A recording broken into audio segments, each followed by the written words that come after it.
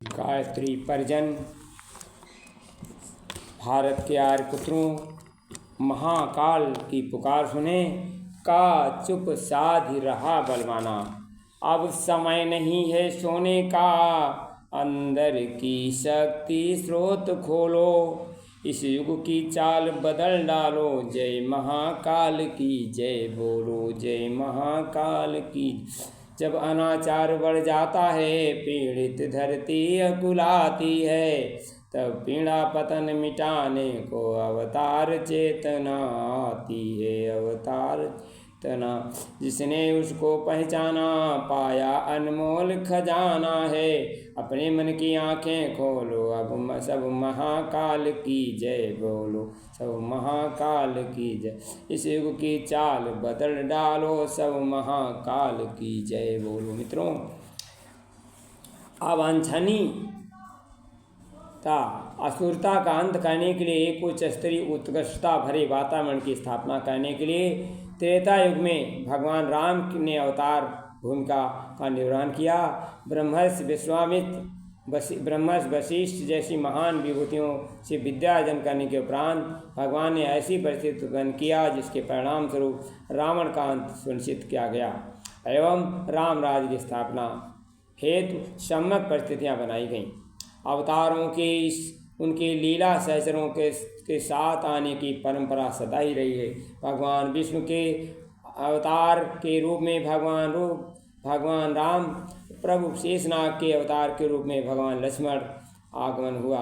उनकी लीला यात्रा का महत्वपूर्ण पड़ाव राम रावण युद्ध के रूप में चल रहा था। इसी मध्य मेघनाद लक्ष्मण के ऊपर दुष्कर विद्या का प्रयोग कर घात लगी, सो मूर्छित हो गए और गिर पड़े। उपचार के लिए बुलाए गए सुशेषण वैद्य ने लक्ष्मण की भगवान की मूर्छा को तोड़ने के लिए एक उपचार बताया। हिमालय क्षेत्र के गंधमादन पर्वत से यदि कोई संजीवनी बूटी ले आए तो उससे उन पर संकट का निराकरण किया जा सकता है। जटिल प्रश्न यह आता है, लंका से हिमालय की तक यात्रा कौन करे, वह या बूटी लाए। ऐसे में हनुमान जी संकट मोचन की भूमिका निभाई।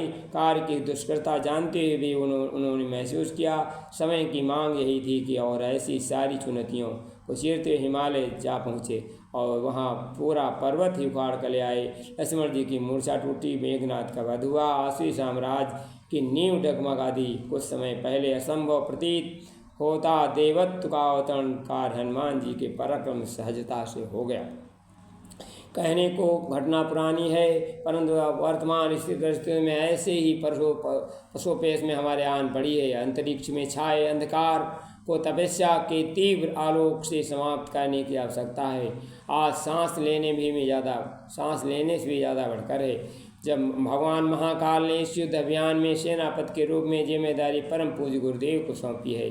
प्रत्येक गायत्री परिजन उनका लीला सहचर कराने का सौभाग्य मिला है। अब इससे देवासुर संग्राम में अंतिम लक्ष्य युद्ध सामने आन पड़ा है। पता नहीं क्यों गायत्री परिजन अपनी भूमिका महत्व भूलकर मूर्छित सी अवस्था में भटकते दिखाई पड़ते हैं। सामने असुरता से लड़ने की महती चुनौती आ गई है। ऐसे में समर्थ सहयोगियों को होते हुए भी देवत्व की बाजी कमजोर दिखाई पड़ी तो क्या कहा जाए।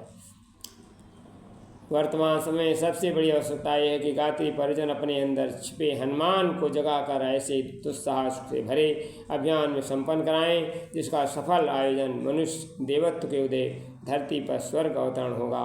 संकल्प में शीघ्र ही पूर्ण दिखा सकेंगे। आइए इस अवसर पर हम संकल्प लें, क्योंकि अब समय नहीं है सोने का, अपने अंदर की शक्ति स्रोत खोलो।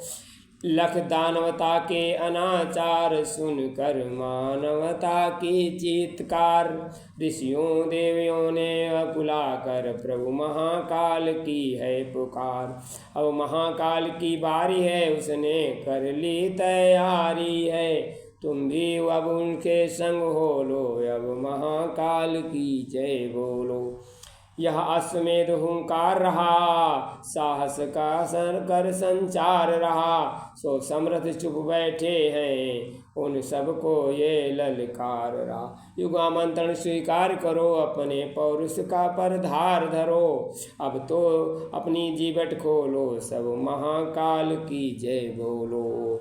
इस युग की या चाल बदल डालो। अब असुर शक्ति से नहीं डरो, आगे बढ़कर खुद वार करो। युग शक्ति तुम्हारे पीछे है, अपने मन को छोटा नहीं।